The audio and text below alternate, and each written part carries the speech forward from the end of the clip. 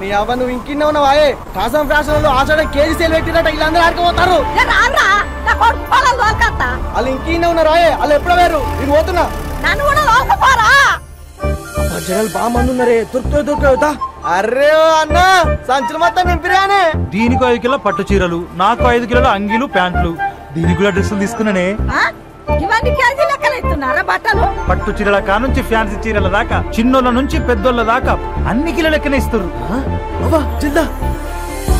ఇక అవ్వా ఈ ఆషాఢంలో ఇటువంటి సంబరాలు ఇంటింటికి తెచ్చి మన కోసం మన కోసం వచ్చేసింది ఆషాఢం కేజీ సేల్స్ అతి తక్కువ ధరలో.